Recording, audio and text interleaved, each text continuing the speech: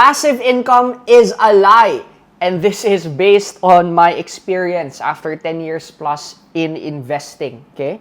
So I've invested in real estate, in crypto, in stocks, both local and international, in different asset classes. And this is just based on my own opinion. I might be right, I might be wrong, but this is my opinion and it's best na malaman mo yung opinion ko, okay? Why I'm saying that passive income is a lie. Hi, by the way, my name is Fibo and welcome to Decades in Minutes, where I compress decades worth of knowledge and experience and share it to you in just minutes. And for today's video, I'm going to be talking about passive income because passive income is quite a sexy topic, no? And most people, just want passive income. The problem with this is because of their desire of getting passive income, they get into scams, okay? They get into they just keep on investing and they don't know what they're investing in, things like that. And here's what happens pa, no? Sa stock market, 10% per year, and then they find a better opportunity, which is 5% per month, and then they find a better opportunity, which is 10% per month, and so on and so forth. What they didn't know is, kumita sila dito, ininvest nila up until, na-scam na sila.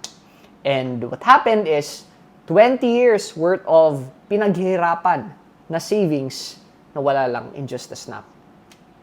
So, eto, the good thing is ako hindi pa ako na-scam.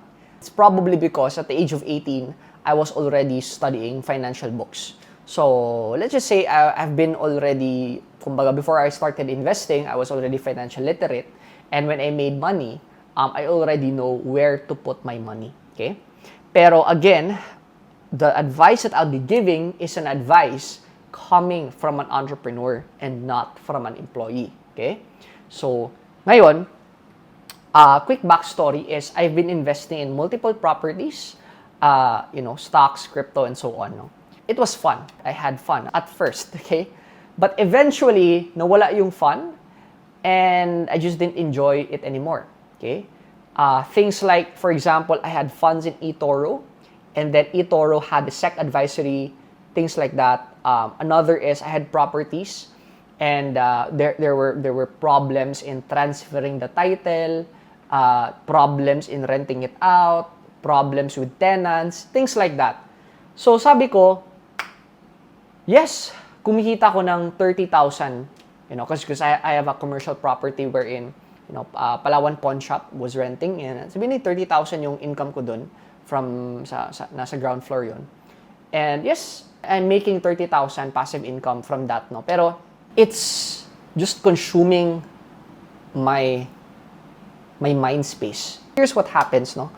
Because in our mind, we can only think of one thing at a time. So pag meron tayong ibang iniisip, that means we are losing opportunities of other things. So, yes, 30,000 is a good amount. And this is from one of the property lang. Pero, if my business is making millions, if you look at the bigger picture, it now becomes a small amount. Kasi, just imagine, 30K, bayad ko lang yan sa isang empleyado ko. So, alam mo yun, parang, if my business doesn't make money, then I'm screwed because my overhead expenses is almost $1 million for my team. So, just imagine that. So, what I realized lang here is, I heard this from Alex Ramusi. He shared na, if you're good in making money, you make money. And it just made me wonder na, my businesses are doing well, pero I'm just parang nauubos yung attention ko. Well, hindi man nauubos, pero the investments are taking away my attention. And akala ko passive. Yes, it's somewhat passive. Pag sinabi ko somewhat, it's because kailangan mo pa rin siya bantayan. If there are problems, you still have to accommodate it. Pero, inisip ko lang, no? Kasi itong business is making a lot more. These properties is making less. Pero sa properties na to, I don't have yet. It's not practical for me to hire a team, managers, kasi it's not, di pa siya sobrang dami. Like, you can just count, no? Pero itong business ko is I can already hire a team. It's because it's making way more.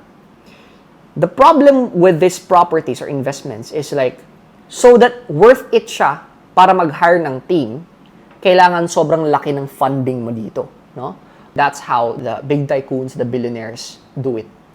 So, in short, dati, what I do is, may extra income ako, ini-invest ko kaagad. Pero, what happens if I invest that right away, that para siyang dumadagdag siya sa utak ko, na kailangan ko pa siyang isipin, right? So, it adds worry to me. So, in short, what I did is, yes, it's making me income monthly, pero it's taking away my peace of mind kasi I still have to worry about it.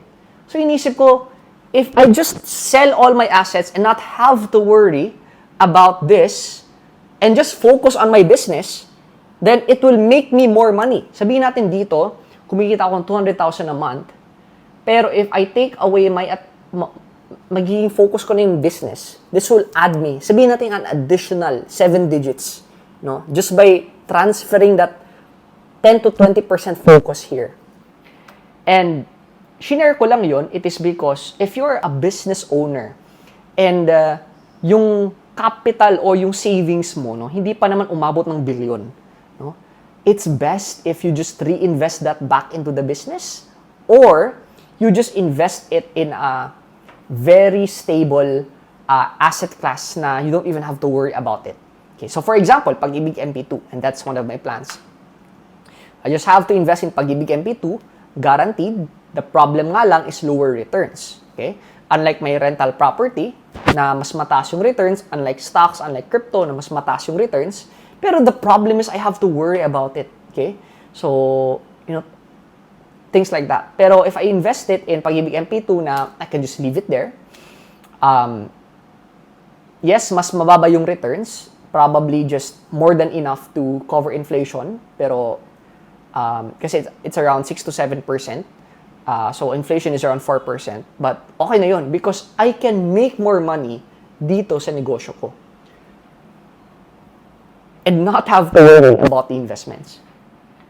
So, kumbaga, I want you to ask yourself right now. And before that, after I've invested in my education when I was starting, pero when I made enough money, I stopped investing in my education and started investing in assets.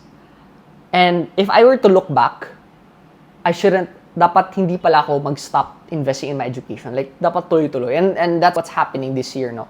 Like, whatever seminar yan, ini-investan ko. Basta something that can add value to my brain, ini-investan ko. Now, take note, ito yung natutunan ko. Meron kasi akong acne, no? Acne means AKNY, alam ko na yan, attitude. And minsan, chine-check ko yung event, sabi ko, may matutunan ba ako dito? Hindi ba sayang oras ko? Hindi ba sayang yung pera ko dito? Kasi just imagine if there's a seminar and an event, I have to fly from Cebu to Manila. Okay? That takes time and money and effort and energy. Pero every time I do that, every time I doubt a particular event or seminar, na meron ba ako matutunan dito? Worth it ba ito ng time and money ko? What ends up happening is I learn something. And even if it's just a one golden nugget na natutunan ko, that's enough to add an additional zero in my bank account. Follow? So, yun, inisip ko, all I have to do is just use the funds, just probably make it cash lang siya, or invest it in a very stable and an asset class that doesn't have to make as much money. So, technically, well, I'll be honest, there's some sort of a clickbait to start because passive income is a lie. So, yeah, just for you to watch this video. But I still do believe in passive income. But take note lang na the higher the interest rate of a particular asset, that would also mean you're more involved. Okay? So, in this case, real estate and stocks has a higher percentage. So, that means you're more involved versus if you just invest it in a bond or Pag-ibig MP2 na you're not involved. Like, tenants won't call you, things like that. Okay? So, yeah. Hope you learned from this. So, the takeaway that I want to leave to you is this. don't get attracted to passive income just because it's a hot topic. I want you to understand na every time you invest something, that's risk. And that's risk sa money mo, but not also risk sa money mo, but that's also risk sa time mo and risk sa focus mo. Okay? So you want to ask yourself, of what I'm doing, what is generating me the most income? Okay? And you invest doon. So if you are, and this is only not for business owners, but this is also applies as an employee. If you feel that investing in your education or investing in a new gadget makes your productivity faster and better, why not do that? Rather than hanap ka ng whatever income. Kasi that, dumoble yung salary mo just by investing in a new gadget or investing para mas mabilis yung productivity mo is worth more than making an additional 2,000 a month from this small investment. Make sense? So yeah, let me know in the comment section what your biggest takeaways is. As always, thank you so much for watching and I hope to see you in the next video.